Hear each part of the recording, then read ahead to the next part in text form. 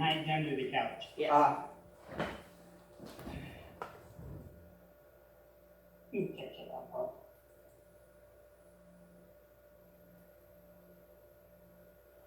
Well, welcome to Northern Lights Center for Spiritual Living. We are a community of people dedicated to using spiritual and practical principles to create lives we want to live. Northern Lights Center for Spiritual Living offers practical and spiritual tools to make positive changes where in our lives. Our promise is to reveal, inspire, uplift, celebrate, and magnify your greatness. We acknowledge our presence here on the traditional and unceded lands of the first people of Seattle, the Duwamish and coastal Salish peoples. These individual tribes were subsumed into the Muckleshoot tribe with the federal agreements. These people are still here, and we join with them in how they continue to honor and bring to light their ancient heritage. We seek to resist the erasure of indigenous histories as we work towards honoring and inviting the truth. In a similar fashion, we also acknowledge that so much of what we know in this country today, including our culture, economic growth, and development throughout history and across time, has been made possible by the labor of enslaved Africans and their ascendants who suffered the horrors of transatlantic trafficking of their people, chattel slavery, and Jim Crow. We also name the Asian and Chicano people who toiled with little recognition. We are indebted to their labor and their sacrifices, and we acknowledge the tremors that violence throughout the generations arose and the resulting impacts that can still be felt and witnessed today. If you want, please join me for our opening song in this very room by Ron and Carol Harris.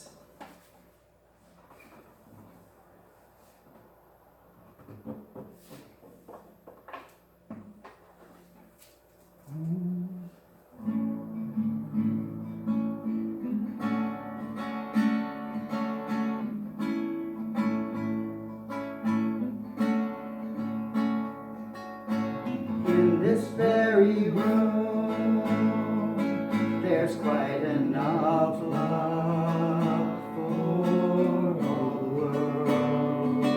And in this very room, there's quite enough joy for all the world. And there's quite enough peace and quite enough power to walk through our everything. For Spirit, sweet Spirit, is in this very room.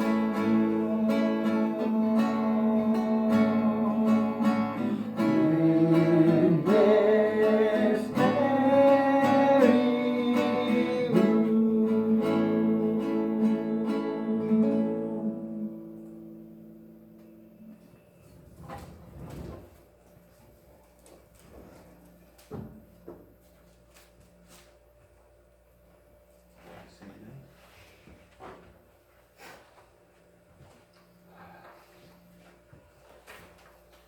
Good morning.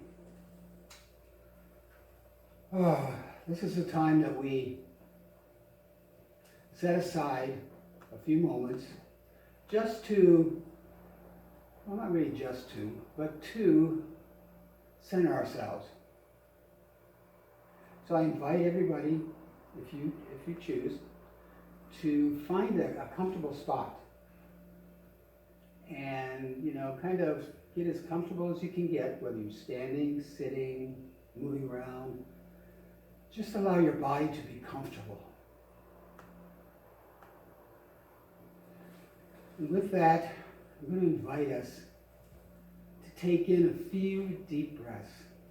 Breaths that feed our body. That breath on the way in, it gives our body nourishment, oxygen, and what our body needs. And when we exhale all that we don't need, the carbon dioxide, so that the plants can feed on that. It's a beautiful thing in the reciprocal universe, a give and take. So let's take a nice deep breath in, hold it, and release. One more deep breath in, and hold it, and release. One more deep breath in, holding it, and release. And this month, we're going to be talking about love out loud.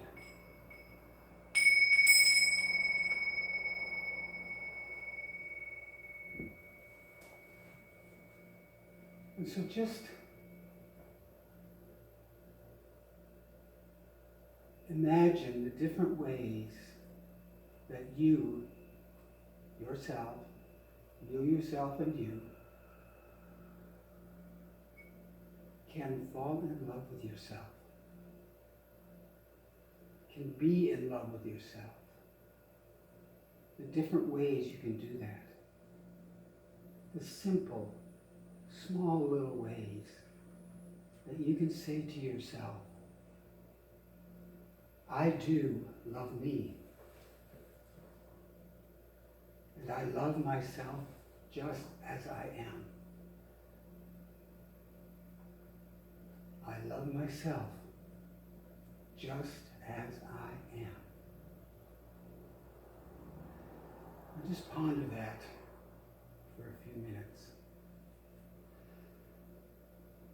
I love myself just as I am.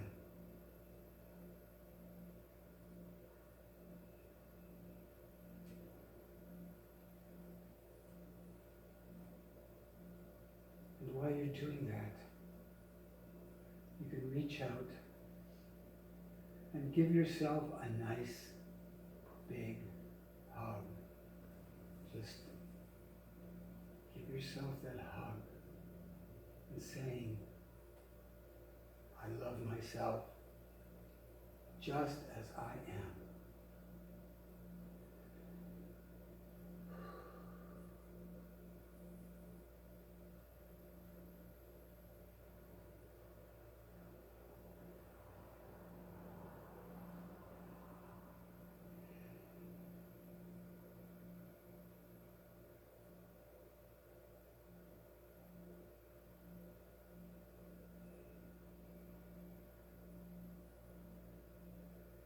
I am beautiful.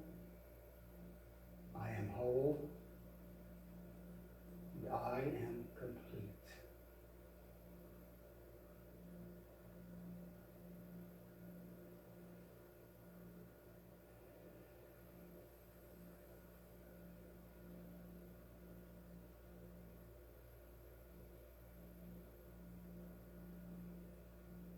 I love myself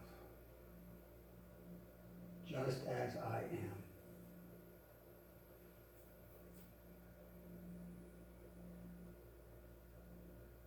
And as you move out during the week, I invite you just to practice that. Whenever you feel the need or the urge to criticize, to judge, to condemn yourself, just say, I love myself just as I am. And if you can, give yourself a little hug.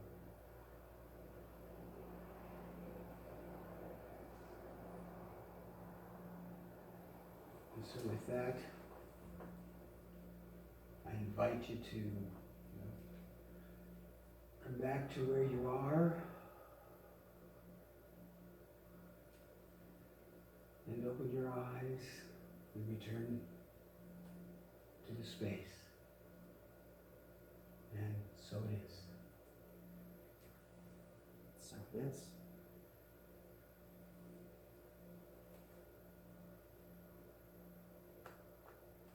Declaration. Pardon? Yes.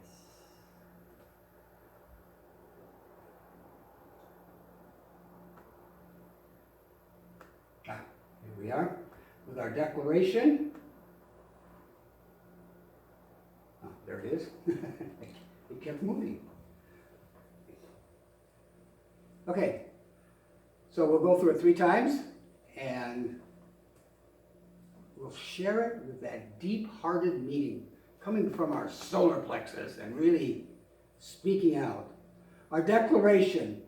We are an expanding and loving community, working in a field of infinite potential.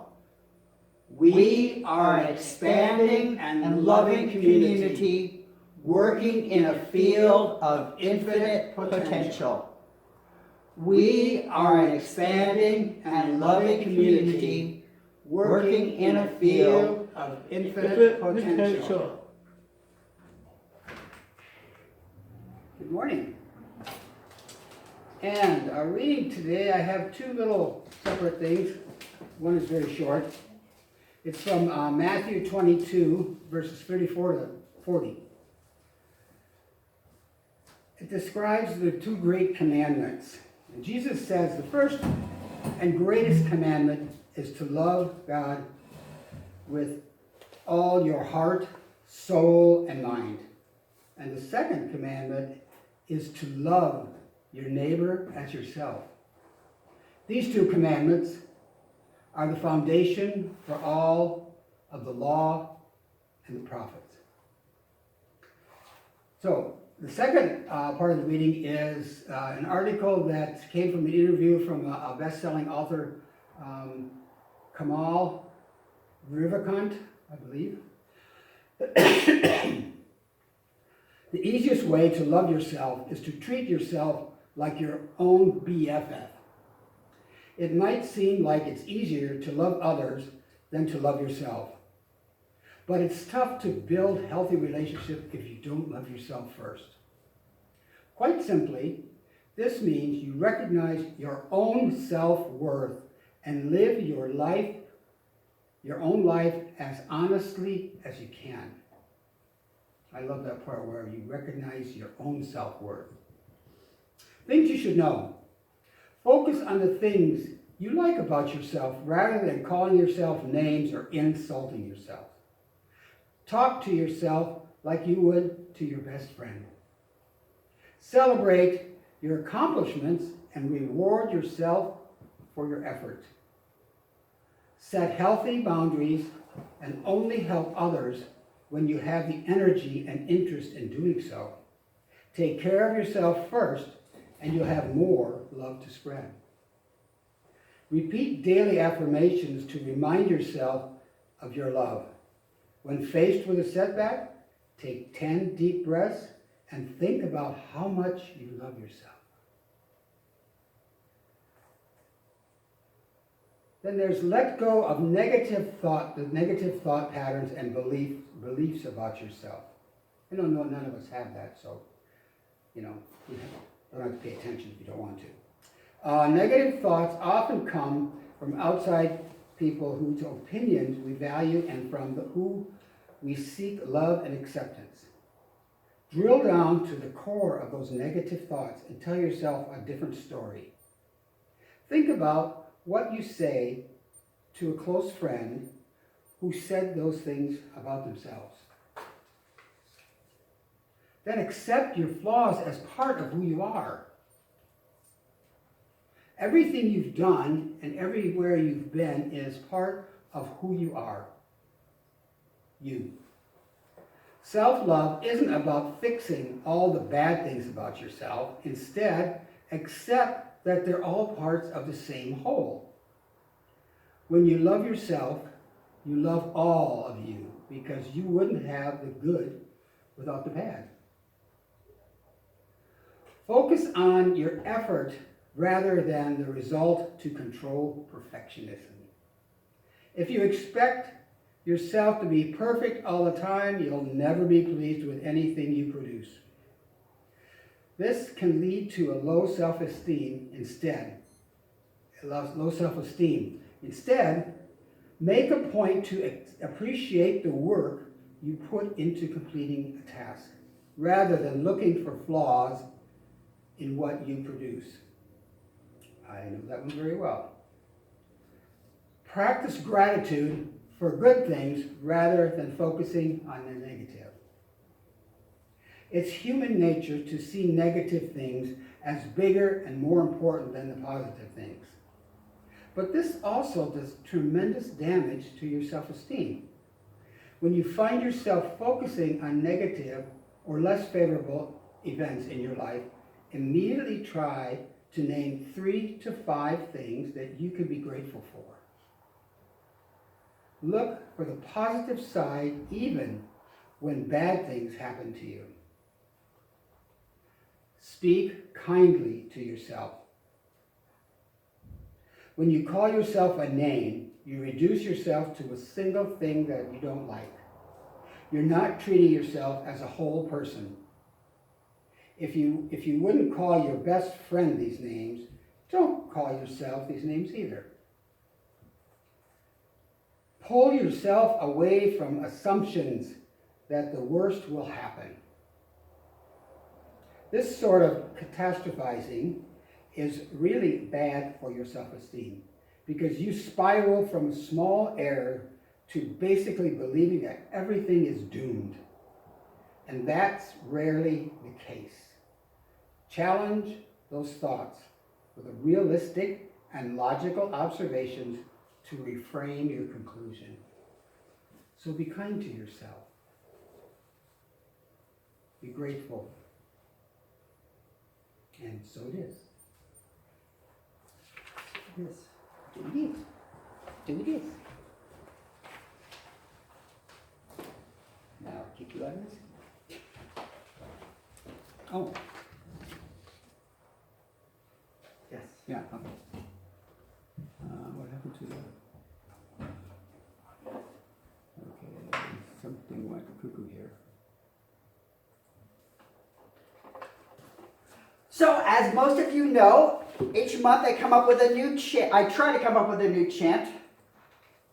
That didn't happen in July when I came up with COVID.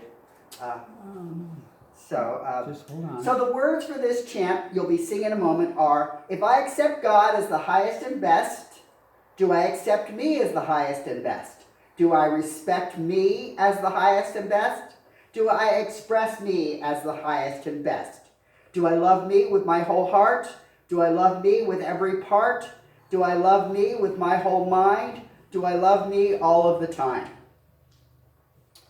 So,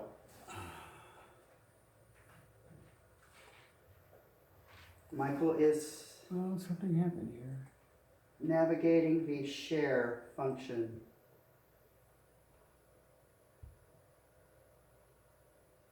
Oh, here we are.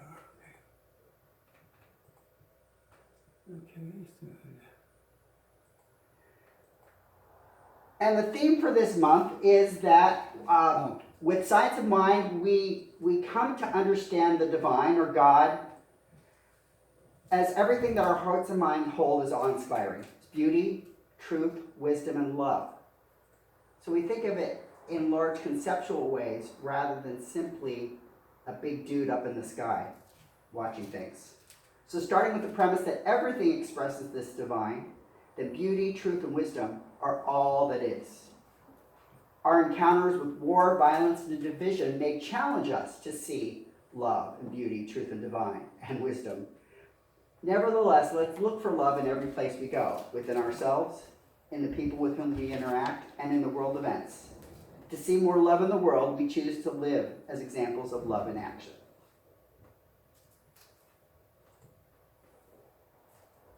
So please join in as you feel comfortable, or just be sung to, whichever you'd prefer. didn't come up there. It didn't come up there.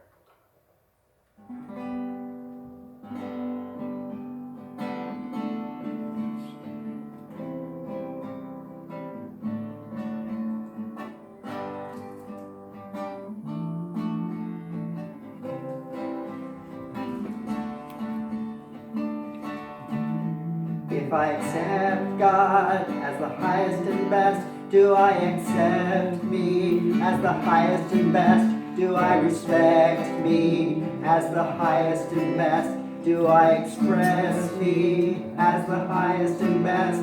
Do I love me with my whole heart? Do I love me with every part? Do I love me with my whole mind? Do I love me all of the time? Now next time it's you. If you accept God as the highest and best, do you accept you as the highest and best? Do you respect you as the highest and best? Do you express you as the highest and best? Do you love you with your whole heart? Do you love you with every part? Do you love you with your whole mind? Do you love you all of the time? Now, we and us, if we accept God as the highest and best, do we accept us as the highest and best? Do we respect us as the highest and best? Do we express us as the highest and best? Do we love us with our whole heart? Do we love us with every part? Do we love us with our whole mind? Do we love us all of the time? I accept God as the highest and best. I accept me as the highest and best. I respect me as the highest and best. I express me as the highest and best. I love me with my whole heart. I love me with every part. I love me with my whole mind. I love me all of the time. Yes, I love me all of the time. Yay. Yay, yay. Where do you go now? I know where. Never mind.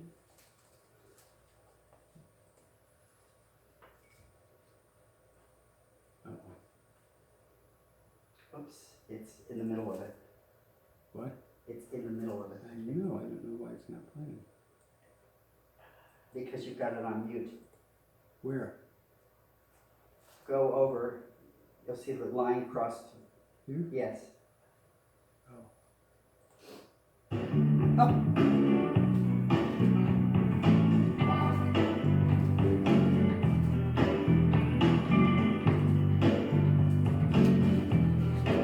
I think Reba will recognize this. So much that I can love you so much, that you can love you so much, that you can start loving me. I love myself so much that I can love you so much, that you can love you so much, that you can start loving me. I love myself so much that I can love you so much, that you can love you so much, that you can start loving me. I love myself so much that I can love you so much, that you can love you so much, that you can start loving me. I love myself so much that I can love you so much, that you can love you so much, that you can start loving you. I love myself so much that I can love you so much, that that you can love you so much, that you can start loving me. I love myself so much, that I can love you so much, that you can love you so much, that you can start loving me. I love myself so much, that you can love you so much, that you can love you so much, that you can start loving me. I love myself so much, that I can love you so much, that you can love you so much, that you can start loving me. I love myself so much, that I can love you so much, that you can love you so much, that you can start loving me. I love myself so much, that I can love you so much, that you can love you so much, that you can start loving me.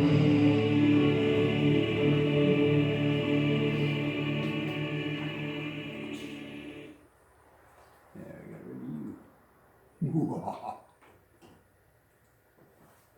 So essentially that song, which was being performed by the Agape Choir, and that rendition was done by Ricky Byers back in the day, ostensibly that came out of youth camp for Centers for Spiritual Living years and years ago. What I'd like us to consider for a moment as we get started in today's talk about love is I'd like each of us to imagine a time when we felt absolutely loved. So just taking a deep breath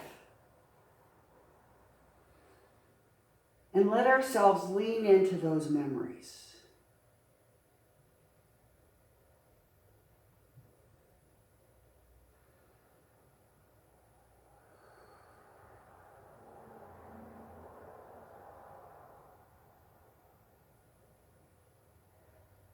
And as we lean into those memories, just identify if there's a place in the body that's particularly resonating with that memory.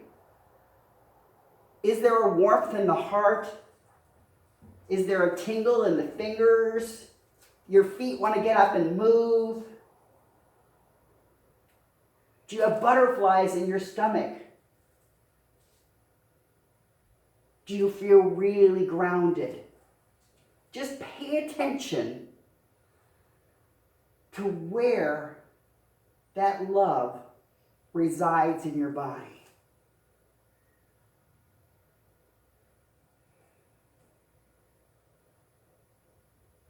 And when you have that sensation,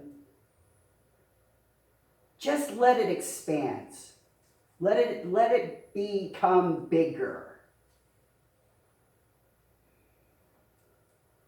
So that you notice your whole body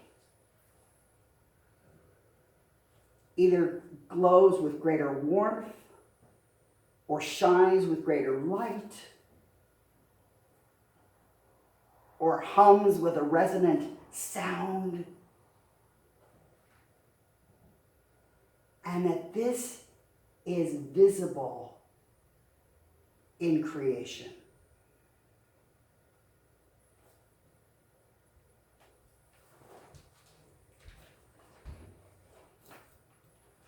And then when you're ready, come back to the room. But you're still that embodiment of love.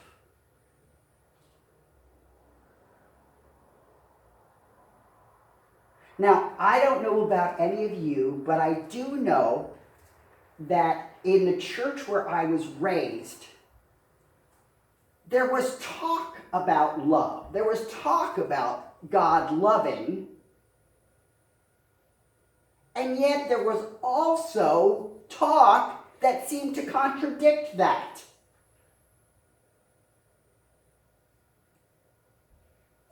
I know that Stephanie and I were both raised in the Catholic Church, and one of the big things about how much God loved me was that God sent Jesus to be killed for me.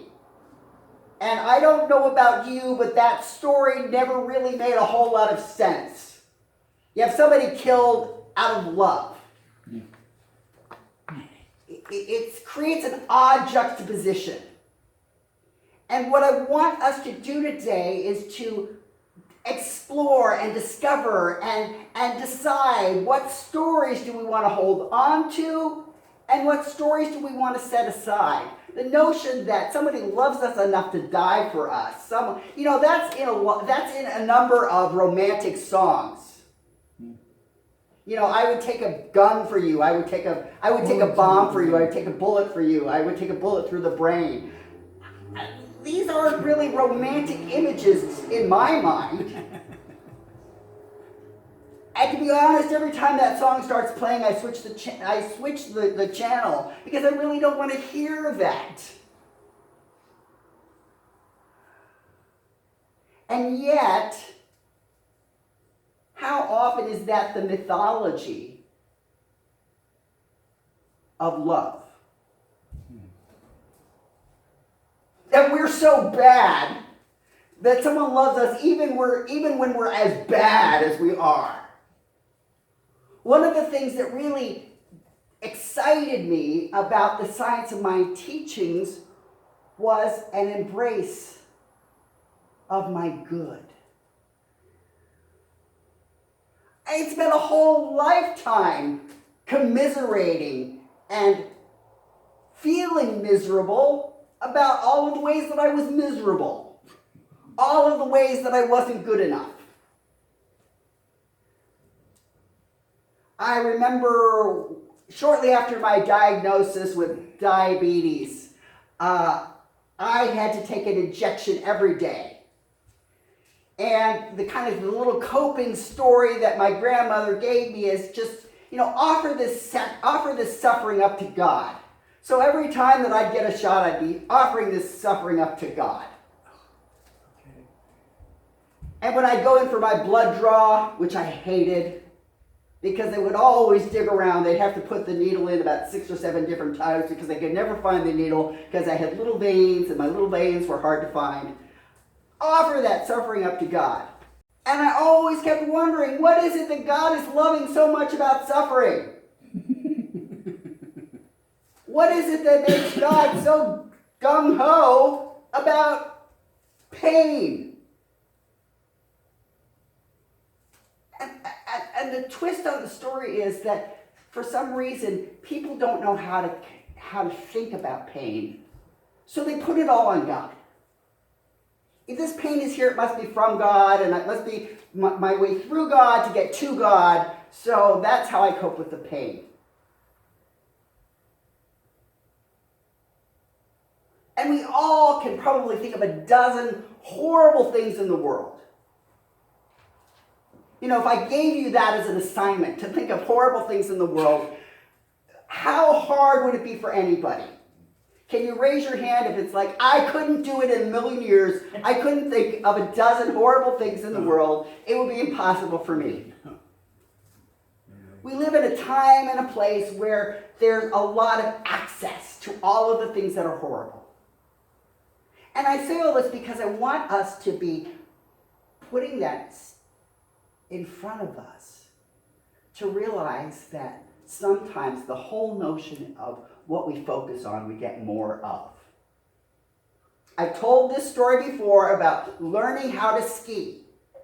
And when I was learning how to ski, I spent an incredible amount of time on the ground.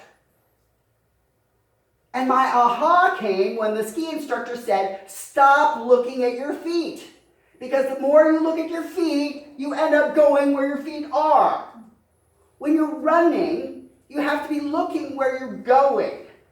If you look at your feet, then I run into things, I bump into things. Has anybody ever found that when you need to look for where you're going, and when you don't look for where you're going, you have a much harder time getting there? You're driving in your car and you turn around and things can come in front of you and you haven't seen them and your car can hit them. Has that ever happened to anybody? Something hit the car and it's like it came out of nowhere. Maybe it did, maybe it didn't. And sometimes we get hit we get hit. And we can live our lives choosing where we're looking to go. And love can be the lens that we put on to guide how we go. So today I'm going to talk about 3 circumstances of love. Love in relationships, love as self-expression, and love as more than a feeling, love as our actions. So first, love in relationships. In the song, I love myself so much, so I can love you so much, so you can start loving you, so you can start loving me. It's all about the interconnectedness of relationships. I asked you to think about times that you were loved. Even though my parents didn't always love me exactly as I wanted, I never really had any reason to doubt their love for me. I've been in relationships where there was love there, but sometimes the love, like a passing train, went away. I started in a very loving relationship with my ex-wife, but I didn't know how to keep it going for any number of reasons, not the least of which was the fact that I was gay. And the fact that she was lesbian. And the fact that when she got her old girlfriend back, the old girlfriend was preferable to me. And I wondered, what is going on in me that I end up like this? Well, what was going on with me was I wasn't brave enough to acknowledge that I was really interested in guys. It wasn't that the love we had anything inherently wrong or bad. It just wasn't feeding us. Has anybody ever been in a relationship and it seemed okay and then it stopped being okay? My invitation with the love as relationships is, rather than beating ourselves over the head and saying, how did I do that? How did I get into this relationship? To be able to say, what is it that relationship taught me? What is it that relationship reflected about me? Invited me to learn? Called forth in me? I mean, one of the things that I would say very clearly with my ex-wife is, my ex-wife knew exactly what she wanted. She had no trouble finding what she wanted and going for it. That was a great lesson because I was kind of aimless. I was kind of hapless. For one of my Christmas presents one year, she gave me massages to herself. And I was so grateful for the massages that she gave to herself because I knew it would make her happy. But I couldn't figure out what I wanted. If I couldn't figure out what I wanted, then her getting massages was a great gift. But it wasn't necessarily a gift to me. And I tell you this story because it's kind of an exaggerated thing. Most people have not probably done something as patently ridiculous as that. But can any of you find a little way that relates to you? That you maybe gave a little bit more of yourself in a relationship than you know was good for you? That you maybe sacrificed or cut yourself off a little bit more than served you?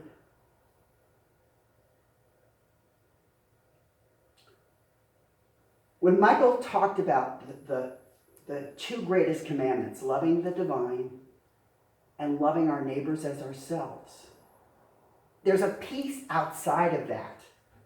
That whole question. Master, what is the greatest commandment? It was designed to be a trick. Sometimes we can think that love is a trick. And the thing that Yahshua ben Joseph, as some people refer to Jesus of Nazareth, is that he stretched the question. What's the greatest commandment? You can't hold love in a single commandment. Love is so much bigger than that because our relationships open us up to more than we can imagine, to more than we can know. So that's love in relationships. The next thing I wanted to talk about is love as self-expression. We weren't born to just fit in. Lady Gaga sings, we're beautiful, we're each beautiful in our own way. Her mama told her, you were baby, you were born this way.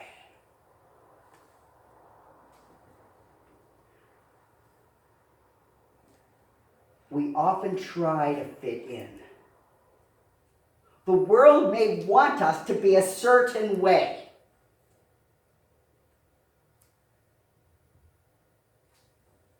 When I was in my teens, I had my hair permed. Now, you may think, you've got curly hair. Why did you have your hair permed? I had my hair permed because my hair it's got all these curls in it. So the way the barbers always managed it before was that they thinned it out. They thinned it out so much that it would lay flat.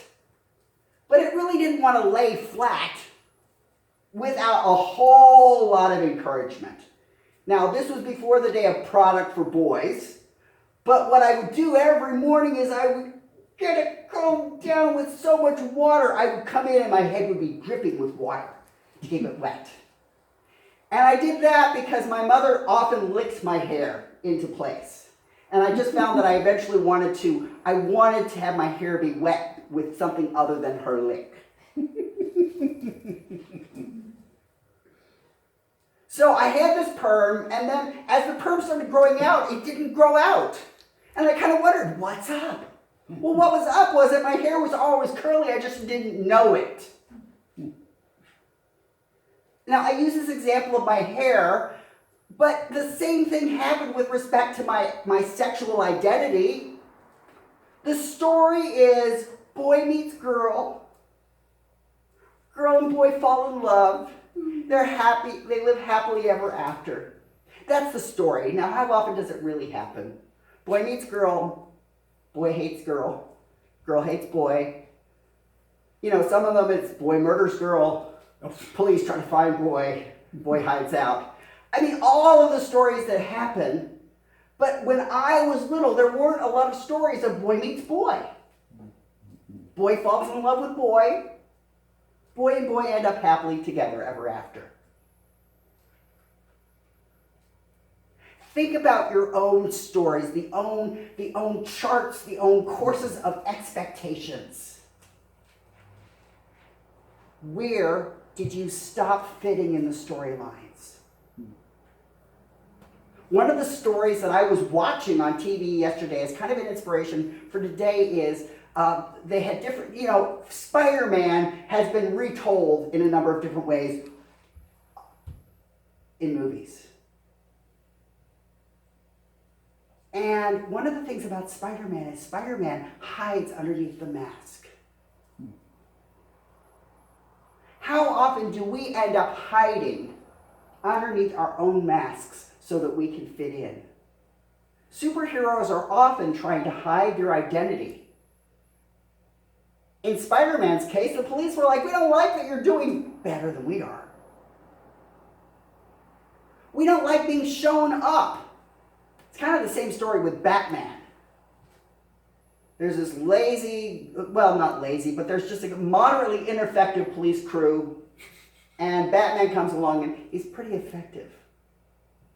Now, we're not getting into the whole notion about vigilante justice. This isn't about this, but the notion is that sometimes, just like the superheroes, we hide out our own identities. But the other thing about the superheroes is, you have to be pretty dumb not to recognize that Superman and Clark Kent are the same. Those glasses are not really that deceptive. Wonder Woman, again, Wonder Woman throws on a pair of glasses. Gorgeous woman, we can't recognize you at all. Can't recognize you at all. You don't have your sword.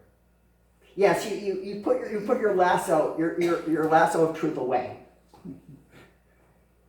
We may put our special superhero tools away, but the call to us, like the call to the superheroes, one of the things about Captain Marvel was she was identifying and rediscovering her own identity. She'd been taken to a whole other planet because she had taken an entirely different kind of energy source. And they had given her a new name,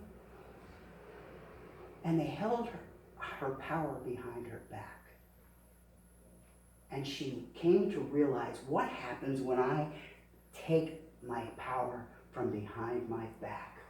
What happens when we take our own loving self-expression and live it out full out? We have the opportunity to love more fully as ourselves. And in that, we can contribute to the ways that authenticity can become a broader cultural value. If we're authentic with ourselves, we can give more. Now finally, the last piece that I want to play with today is the idea of love in action. Do you remember the song by Boston? More than a feeling.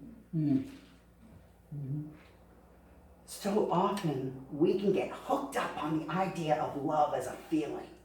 And that feeling can be very addictive.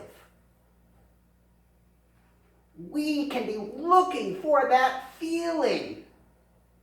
And the feeling in love may be in a loving relationship with another person. It may be that time that we had that meditation and it was so uplifting and numinous and we encountered life in a whole new way, and then we go to the meditation chair the next time and it's like, where is it?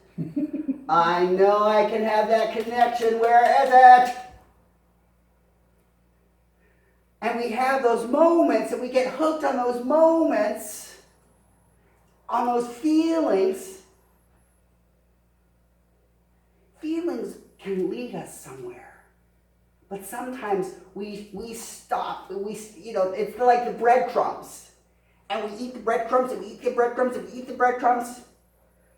And then the breadcrumbs are gone. We're like, I don't know how to get there. I don't know how to get back there. That's what it's all about.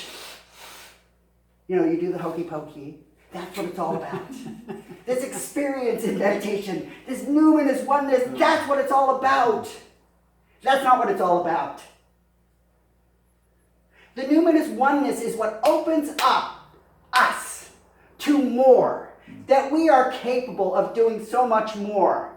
That our love is an action. Our love is a way that we engage. It's the choices that we make. And sometimes we may be questioning, this does not feel like that thing that was so awesome. Well, this isn't going to be an inspirational. It's going to be saying, that's the way it is. Sometimes the feeling isn't present, but the loving action is still what's called for. And as long as we wait for the next breadcrumb, we waste time. I don't know how many people remember the story of Groundhog Day. And Bill Murray didn't start out a very lovely person. Bill Murray was kind of a jerk. And as he keeps reliving this day over and over again, there are certain days when his jerkiness keeps maximing out. He sets his sights that he wants to have this woman fall in love with him.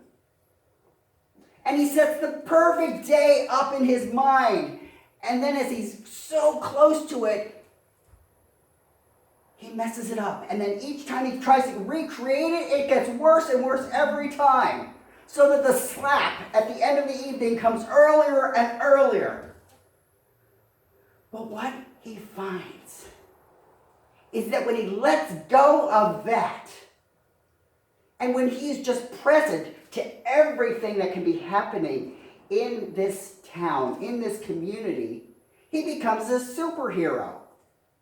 He's able to move through his day in acts of gracious, generous, loving kindness. So he stops being the jerk. He stops ranting about people. He stops putting people down. He just moves through his day in a way filled with love, in a series of actions. He saves lives. He changes lives. Because he's realized as he's lived his day over and over and over again, that instead of the day turning out worse, the day can turn out better. And he's learned that it isn't about his day, it's about the day that he creates for everybody else. And when the woman falls in love with him, it's because he has stopped seeking that she'll fall in love with him. It's that he is seeking to be his highest and best. So Spirit expresses us. Spirit expresses us. Spirit expresses us. We may forget this. This talk isn't about shame and saying, oh my gosh, we forget this sometimes. This talk is about the way that love stretches us, the way that love expands us, the way that love turns us into more than what we were before. Now, I can scarcely say this without especially looking at Reverend Pamela Grace, because one of the things about opening every flight is flight attendants tell people, put on your own mask before you put on the mask of the child sitting next to you. The reminder is put on your own mask. Engage in practices of self-love every day. Decide what your practices are. I'm not going to tell you. You know what feels loving. You're the best experts. Maybe it's looking at yourself in the mirror a moment longer and smiling at what you see rather than judging. What would happen if just when the first thing what you did when you got up, and I know for me it's kind of like my hair is always just crazed. Instead of spending so much time saying, oh my God, look at you crazed hair, to recognize it's going to be crazed. How is it crazy today? I love how crazy and unpredictable you are. What is the way that each of us chooses to engage in self-love? Do we play a game on our phone? Do we send a text to someone we adore? Do we send a text to ourselves? Hey, how many times were you adored today? Do we call ourselves and leave a message? Hey, you are really awesome. Even when you don't think you're awesome because there are people that you've touched. There are hearts that have been moved because of you. Stephanie, I am wearing your outfit. Stephanie is awesome because she is this creative genius. And she's on the verge of launching this amazing line of clothes for children. And she's wrestling with the fact that she's got to use all kinds of social media that came about past the time when she was in her teens and 20s. These social media things aren't her natural way of being in the world. We all encounter things that aren't our natural way to be in the world. So with the self-love, what are the natural ways to be in the world? Embrace those. And then take those pushes into what it is that makes us able to love ourselves. And as we love ourselves, to give more love. And so I say, Amen, Amen. Ashe, and so it is. Yes, Affirmation? yes. I knew it. I'm just checking. So we have an affirmation to share. To share. Somewhere here. There it is. By loving myself, my life empowers others' love. By loving myself, my life empowers others' love. One more time. By loving myself, my life empowers others' love. And so it is. Let's skip this on. Oh, okay. Okay.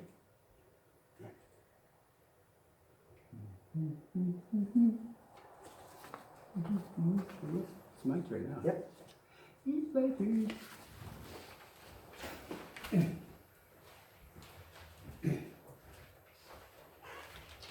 Thank you, Reverend Vaughan.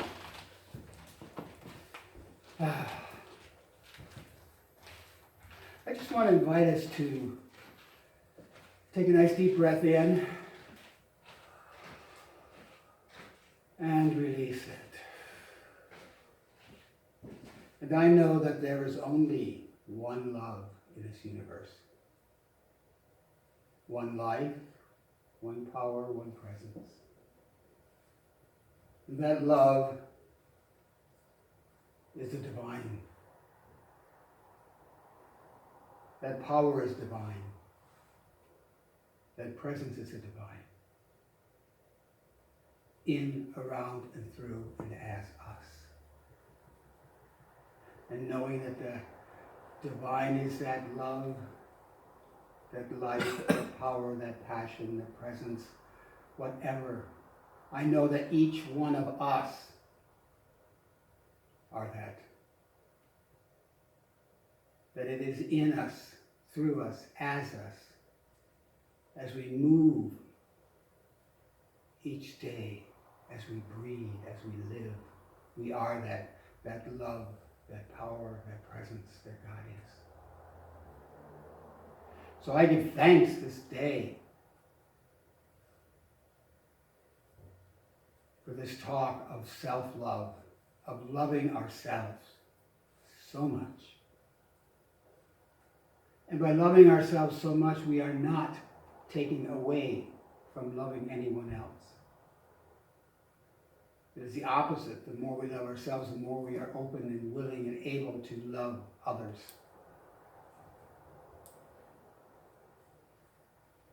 And so with that, we live, we love out loud. We love boldly. And so I give thanks for each person here this day.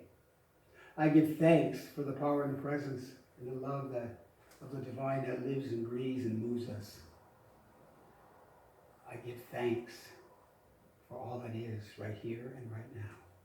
And so I release this into the automatic action of the law, which takes this, it shapes it, informs it, and puts it into the divine motion. It does it better than I know I can do it. And so I release it without any restrictions, without any guidelines. I just let it go, and I let it be. And I say, and so it is. And with the talk today, that we actually need to live more out loud, to love more out loud, to express who we are in this life. Because this life is very short. And so for the announcements today, I have to do something here. I have to share something really special. Wait, what's that? I don't want to show you. Go away. You don't want, you want to show that? This? Oh, you want to No, show? I want to show you this. There.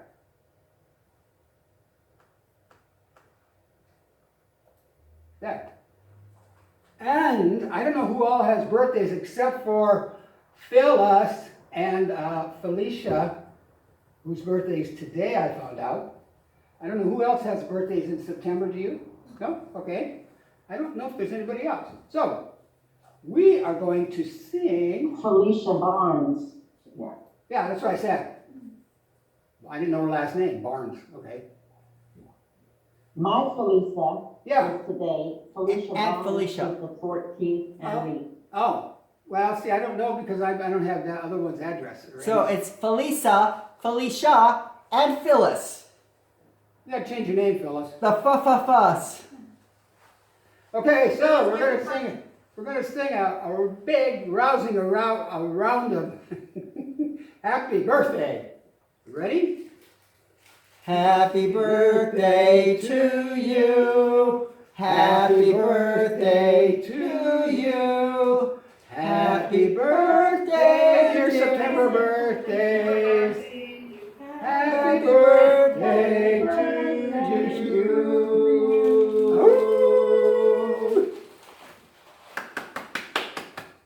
Don't eat too much cake. Phyllis, when's your birthday, Phyllis?